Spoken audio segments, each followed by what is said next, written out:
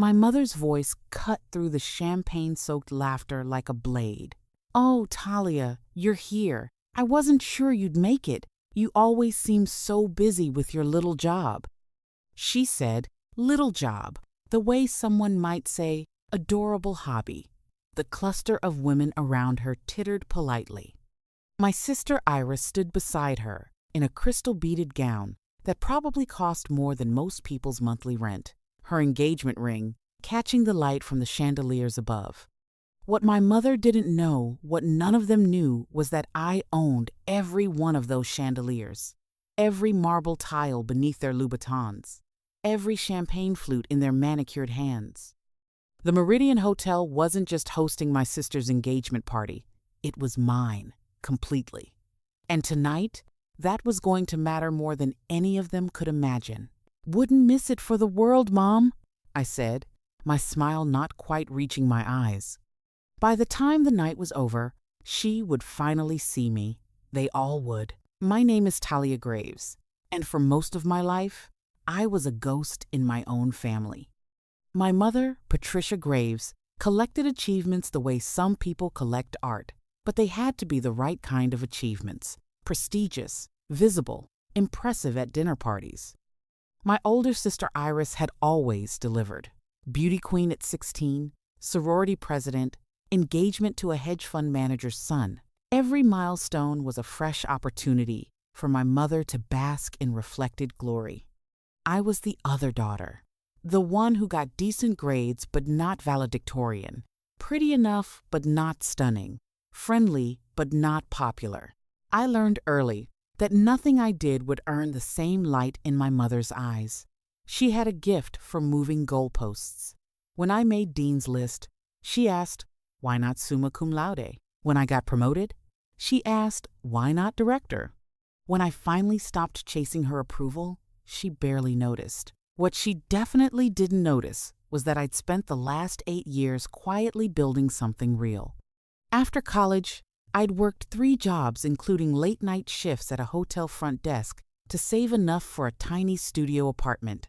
I took online courses in hospitality management. I networked relentlessly. I learned every aspect of the business, from housekeeping to revenue management. When the opportunity came to buy into a struggling boutique hotel with a small group of investors, I emptied my savings and took the leap. We renovated, rebranded, and turned it profitable in 18 months. I bought out my partners over the next 3 years. At 32, I owned the property outright. Then I bought another. Then another. The Meridian was my crown jewel, a historic hotel in the heart of the city, restored to Art Deco glory. It took 4 years of negotiations and every ounce of leverage I had. I'd closed the deal 6 months ago. Only my lawyer and my hotel manager knew. I hadn't told my family. Why would I? They'd never asked what I actually did for a living.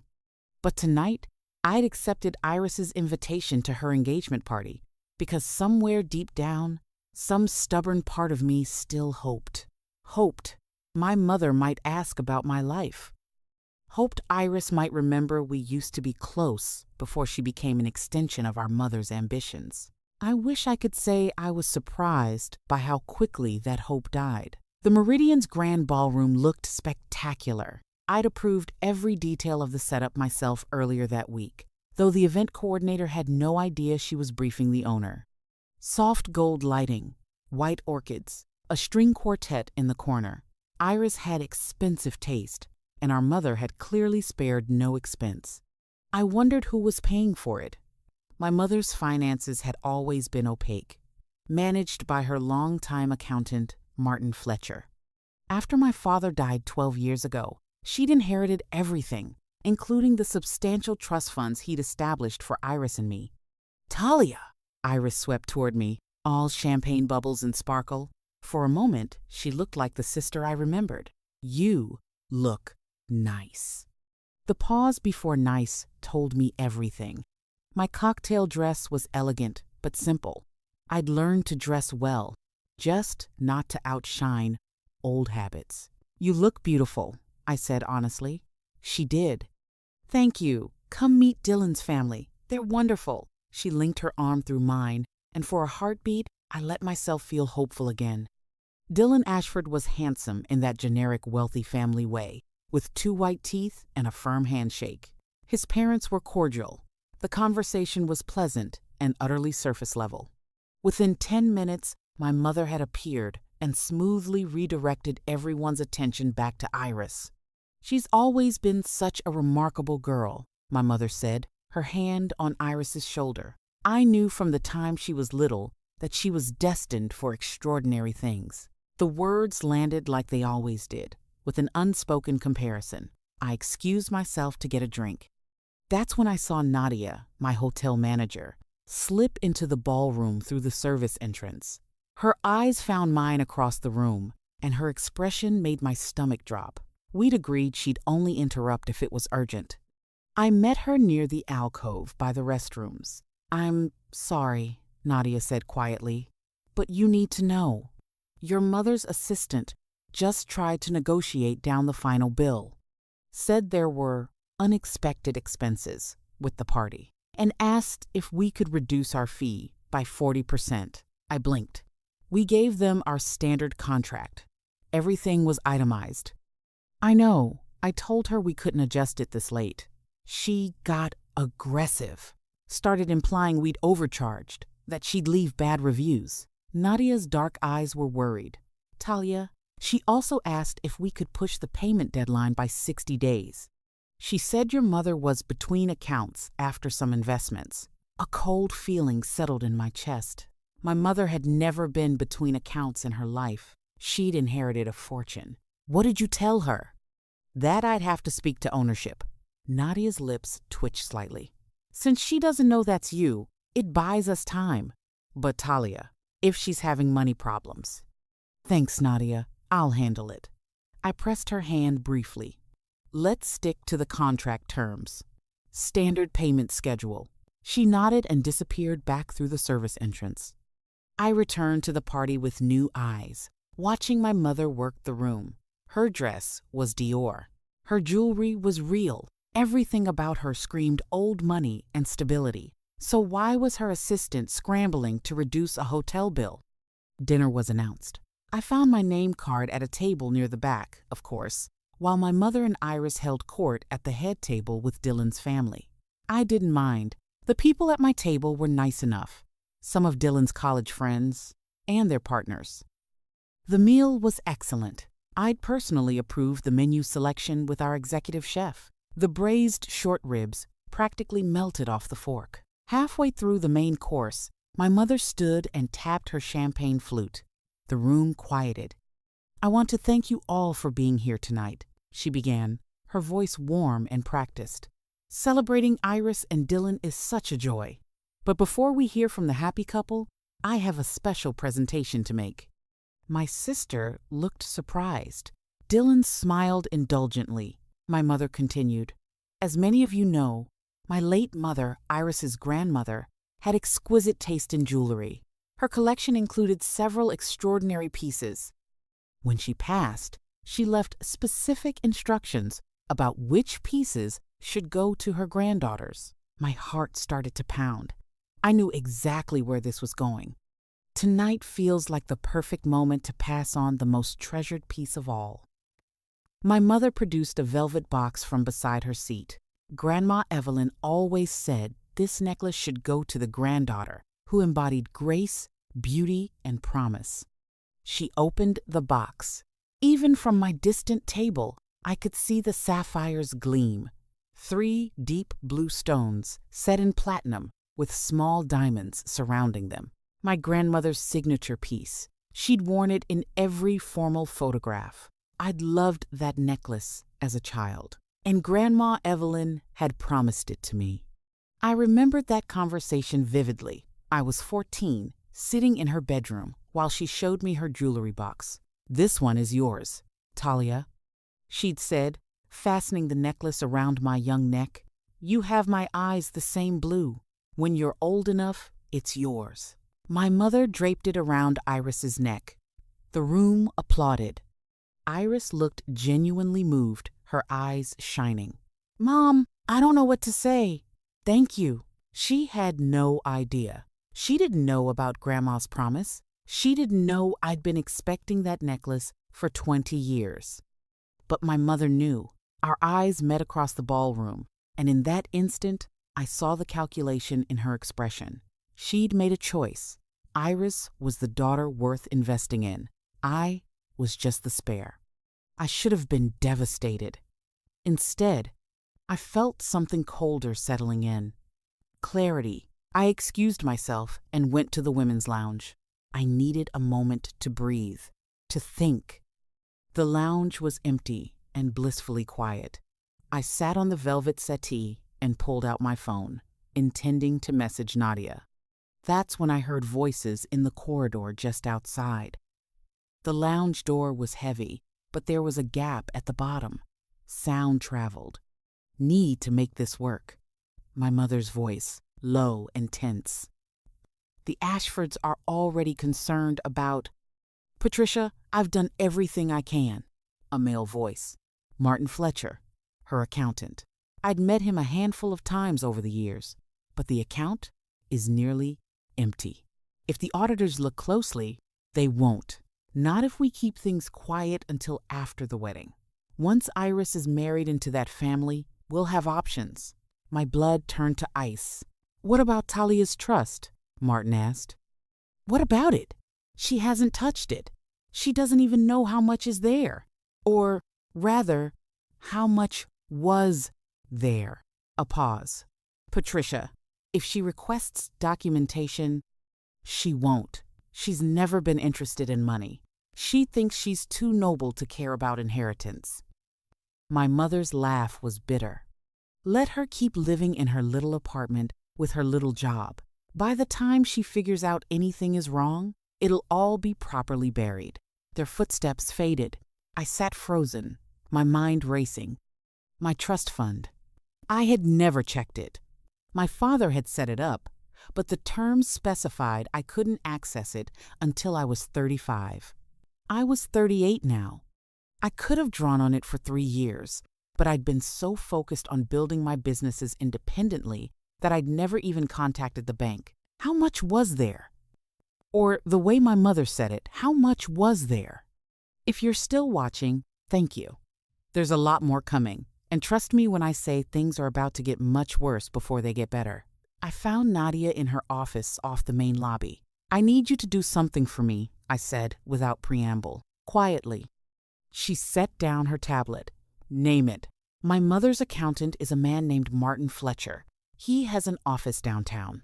I need to know everything about his business dealings, especially anything involving my mother or my family's finances. Nadia's eyebrows rose. That is specific. What are we looking for? I don't know yet, but something's very wrong. I filled her in on what I'd overheard. My father set up trust funds for Iris and me. I've never accessed mine. I need to know if it's been touched. You think your mother embezzled from you? The word hung in the air like poison. I think I need to find out. Nadia pulled out her phone. I have a friend who works in forensic accounting. She's discreet and she's brilliant. I'll reach out tonight. Thank you. I rubbed my temples. I need to get back before I'm missed. Can you keep me updated? Of course. I returned to the party wearing my best neutral expression. The rest of the evening felt surreal. I smiled. I made small talk. I watched my sister glow with happiness while wearing my grandmother's necklace. I watched my mother bask in the attention, playing the role of devoted matriarch while knowing what I now knew. When Dylan's father stood to make a toast, I barely heard the words. My mind was churning through possibilities, timelines, legal options. I caught Iris alone for a moment near the dessert table. Hey, I said, can I ask you something? Of course! She was still radiant, still buzzing with champagne and joy. Have you ever checked your trust fund? The one Dad set up? Her smile faltered slightly. Mom handles all that. She said it was better to let it grow until I really needed it. Why? Just curious. When was the last time you saw a statement? I don't know, years ago?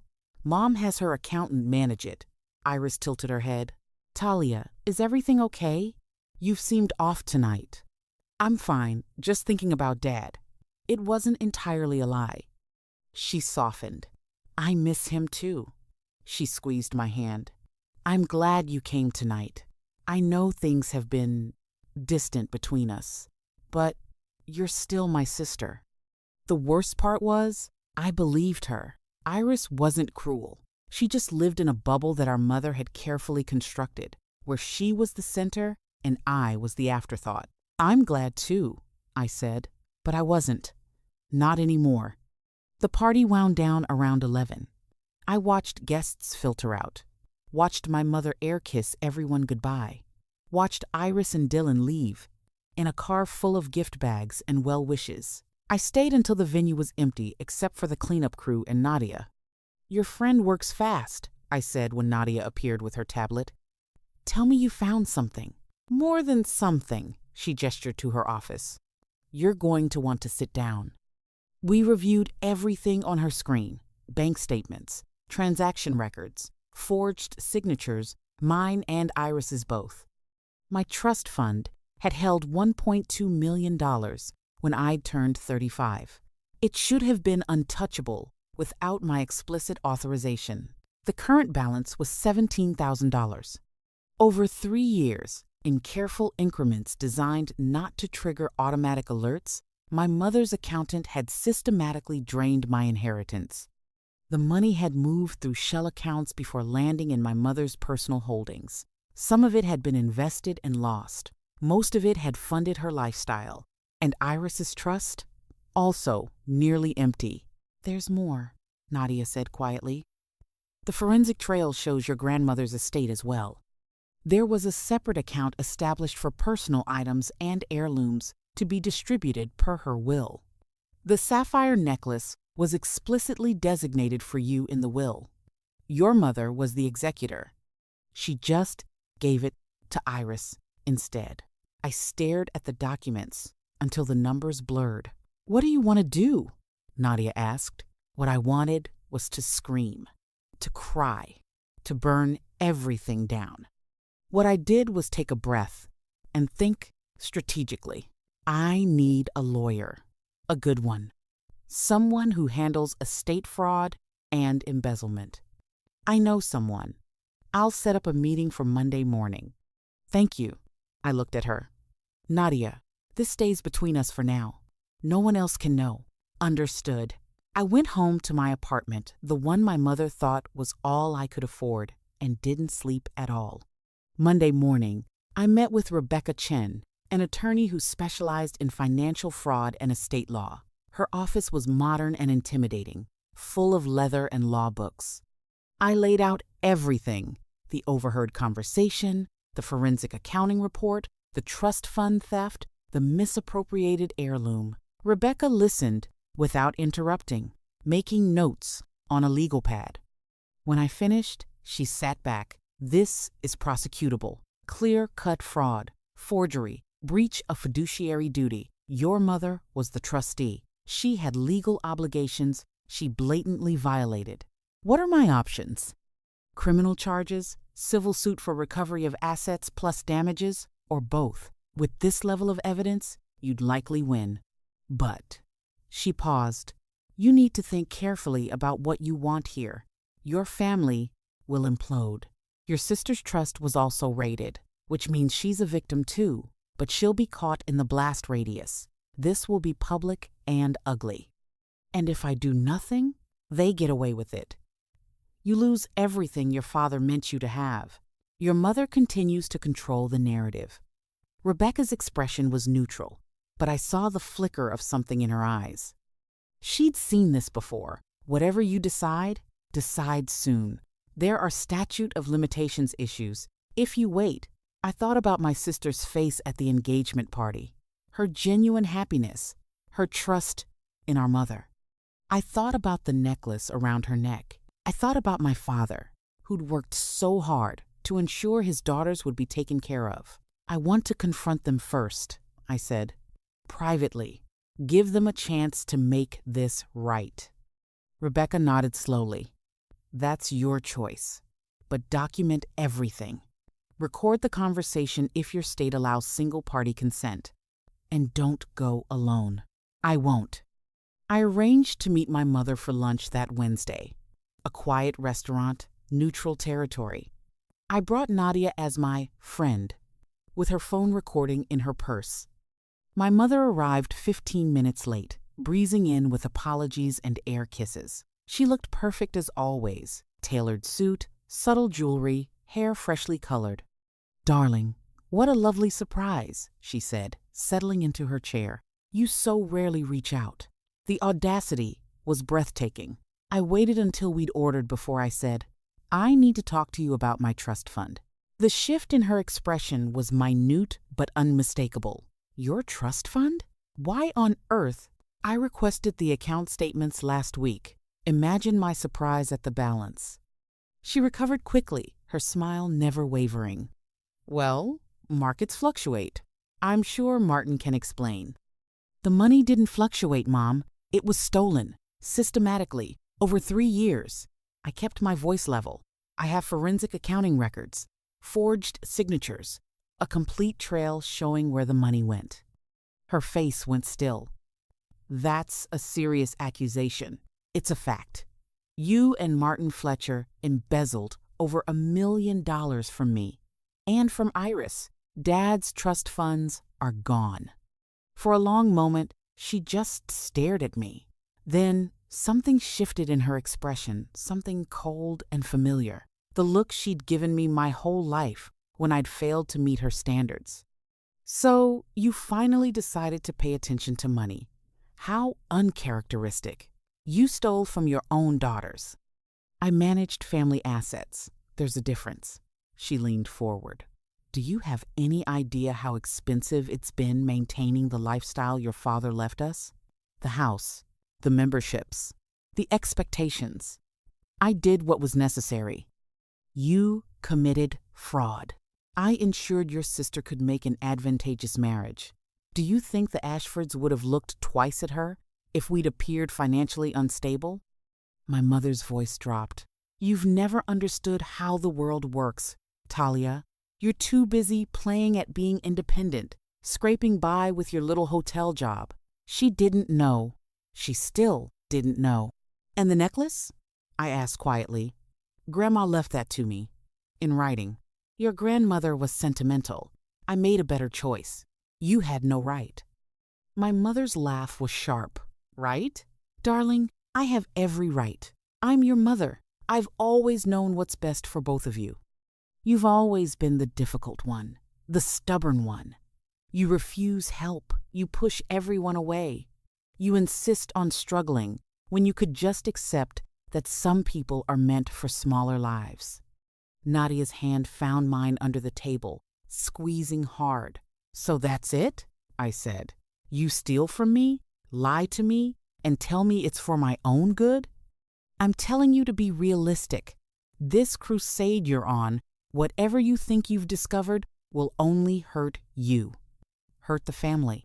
Hurt Iris. Is that what you want? To ruin your sister's engagement out of spite? I want what Dad intended me to have. Your father left me in charge. He trusted my judgment. Clearly, you don't. So let me make this very simple." My mother stood, gathering her purse. "If you pursue this, you will lose. You'll lose your sister. You'll lose any place in this family. You'll be exactly what you've always been, alone and bitter and too proud to admit you need us." She left 2 20s on the table and walked out. I sat there, shaking.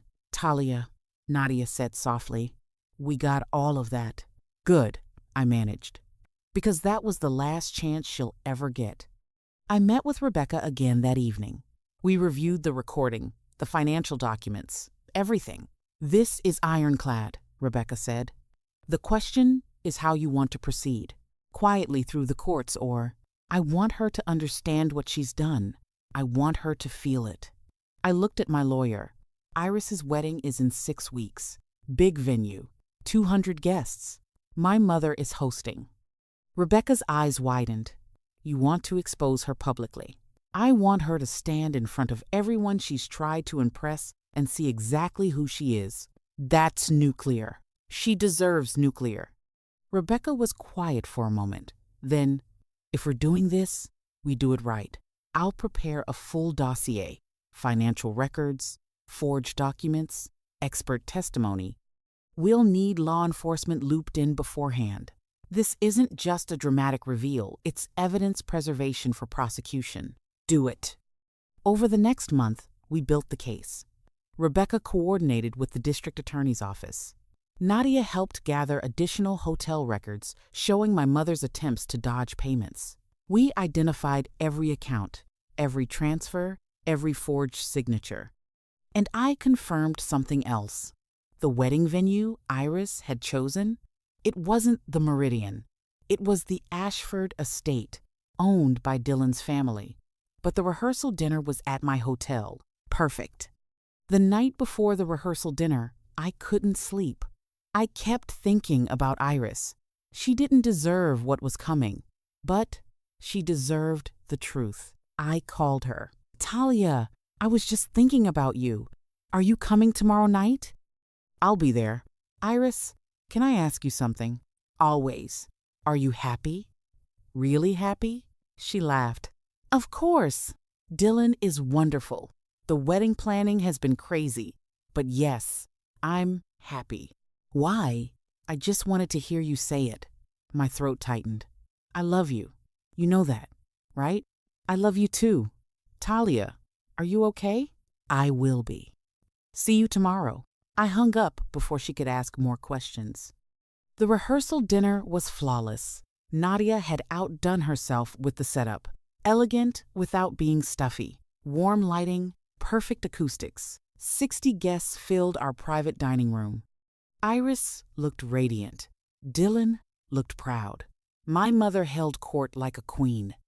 I wore a simple black dress and sat near the middle of the room. Rebecca was there, posing as a guest. 2 plainclothes detectives were stationed outside. Nadia had the presentation equipment ready. The meal progressed beautifully. Toasts began after dessert. Dylan's father spoke first, welcoming Iris to their family. Dylan's best man told embarrassing college stories. Everyone laughed. Then my mother stood. I've been looking forward to this moment, she began, her voice warm and practiced. Watching Iris grow into the remarkable woman she is has been the greatest joy of my life. My stomach churned. I've sacrificed so much to give my girls every opportunity to ensure they could reach their full potential. And seeing Iris here tonight, about to marry such a wonderful man, makes every sacrifice worth it. The room applauded. Iris wiped away a tear. If you're still here, still watching, don't go anywhere. Everything is about to change. I've always believed, my mother continued, that family means protecting each other, guiding each other, sometimes making difficult choices so our children can thrive. I caught Nadia's eye across the room. She nodded. So tonight I want to share something special, a gift for the happy couple, from a mother who loves her daughter more than anything. My mother gestured grandly. On cue, the servers wheeled out a large wrapped box. Iris looked surprised and delighted. Dylan helped her open it. Inside was a framed photograph of our family, Mom, Dad, Iris, and me. Taken years ago at some formal event, the frame was ornate and expensive. A reminder, my mother said, of where we came from, of the values your father and I instilled, of the importance of family legacy. That was my cue. I stood. Every eye in the room turned toward me. That's beautiful, Mom, I said clearly. Since we're talking about family legacy, I thought this might be a good time to share some other family history. My mother's smile froze. Talia, this isn't... It'll just take a moment. I nodded to Nadia. The lights dimmed slightly. The large presentation screen at the front of the room flickered to life. Bank statements appeared, account numbers, transaction records. For those who don't know me well, I'm Iris's sister Talia. Our father established trust funds for both of us before he died. Mine held $1.2 million. Iris's held about the same. Confused murmurs rippled through the room. Iris's face had gone pale. Over the past 3 years, someone systematically drained both accounts, forged our signatures, transferred the money through shell accounts to avoid detection. Nearly $2.5 million stolen from his daughters. The screen cycled through documents, forged signatures, mine and Iris's, next to our real signatures for comparison, transfer receipts, account statements showing the steady depletion. Mom? Iris's voice was small. What is this? My mother's face had gone white. This is absurd. Talia is clearly having some kind of breakdown. The person who did this was the trustee of our accounts, someone with legal authority and access. I looked directly at my mother, someone who thought we'd never notice or never fight back. The final slide appeared, a side-by-side comparison of the forged transfer authorizations and banking records from my mother's personal accounts, showing where the money had landed. Patricia Graves and her accountant, Martin Fletcher, committed fraud and embezzlement. The district attorney has reviewed the evidence. Warrants were issued this afternoon. On cue, the 2 detectives entered through the main doors. The room erupted. Iris was staring at our mother, her face crumpling. Mom, tell me this isn't true. My mother's mask had finally cracked. You don't understand. I had expenses. The house, the lifestyle, your opportunities. You stole from us, Iris whispered. From your own daughters.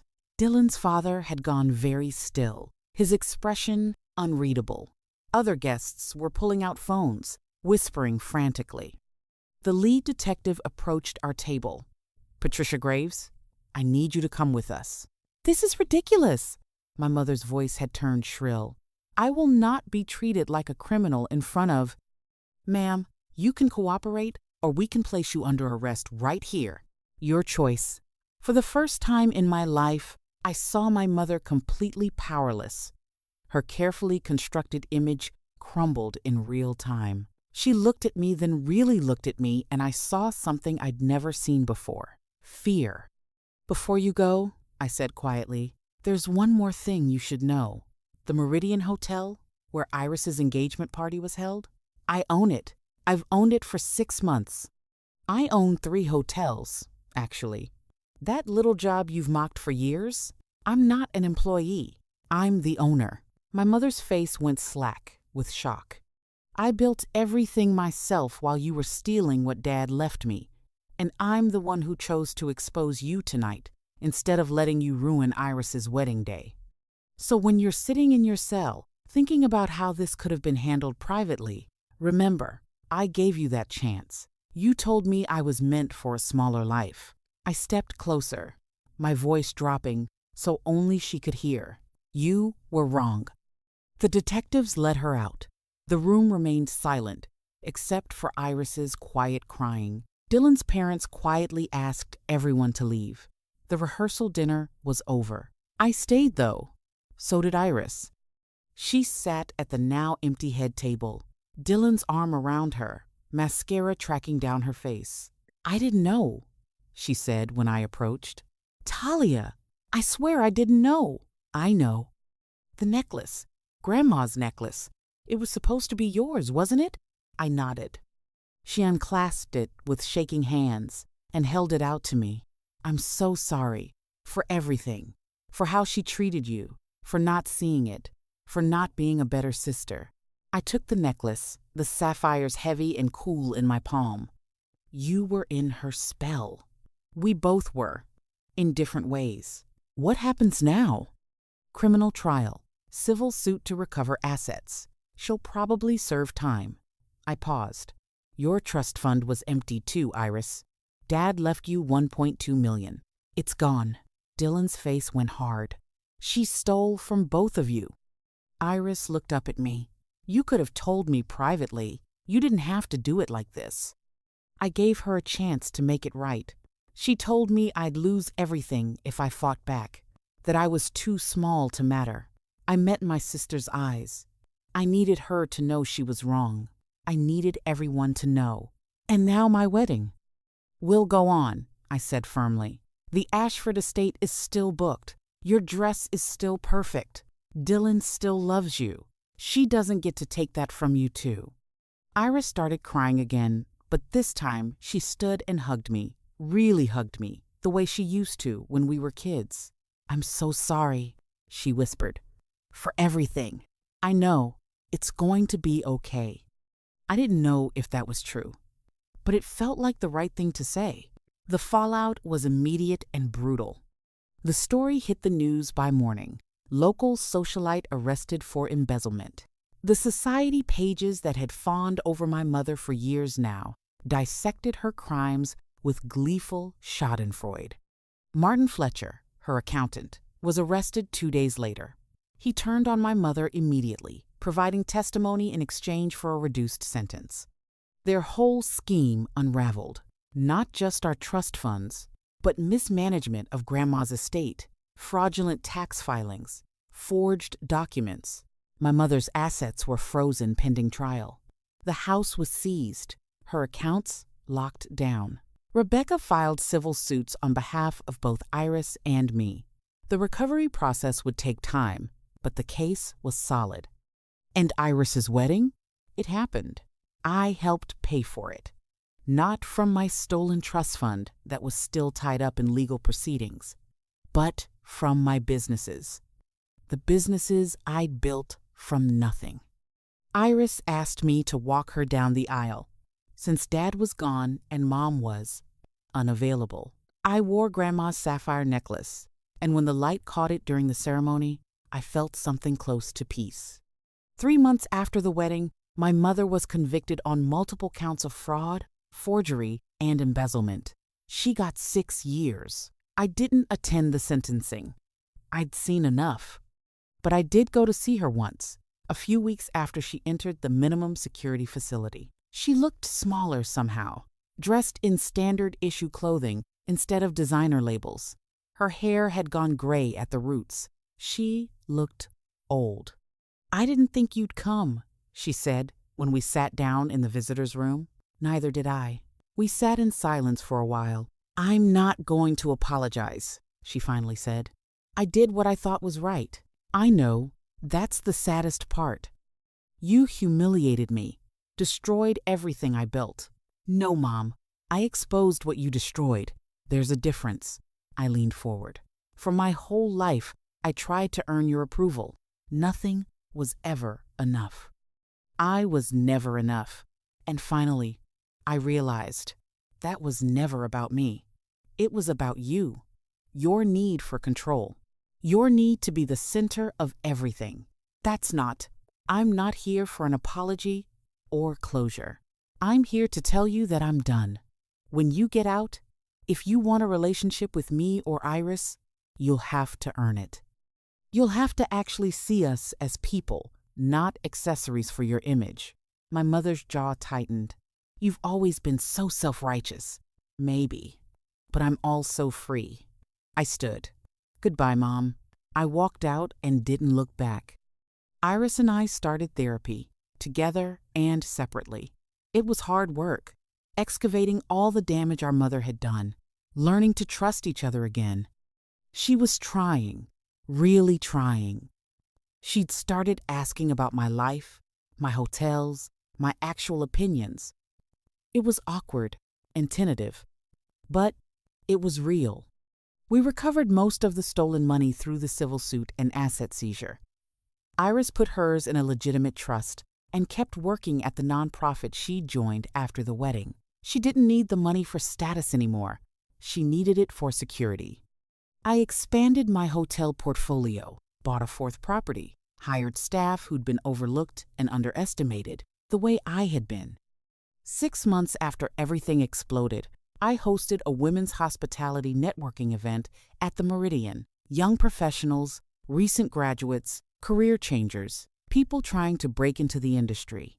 During the cocktail hour, I noticed a young woman standing alone near the windows, clutching a cheap purse and wearing an outfit that was clean but clearly stretched her budget. She looked simultaneously determined and terrified. I walked over. First time at one of these? She startled. Is it that obvious? Only to someone who's been there, I smiled. I'm Talia. I own the hotel. Her eyes widened. Oh my God. I'm sorry, I didn't mean to. Relax. Tell me about yourself.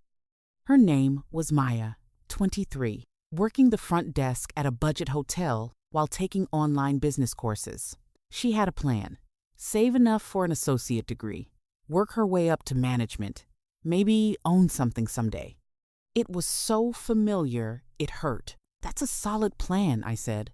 Can I give you some advice? Please. Don't let anyone tell you that your goals are too small or too big. Don't let anyone convince you that you're meant for less than you know you're capable of. And if you need help, ask for it. Not everyone will help, but the right people will. She looked at me with something like hope. How did you do it? How did you get from where I am to this?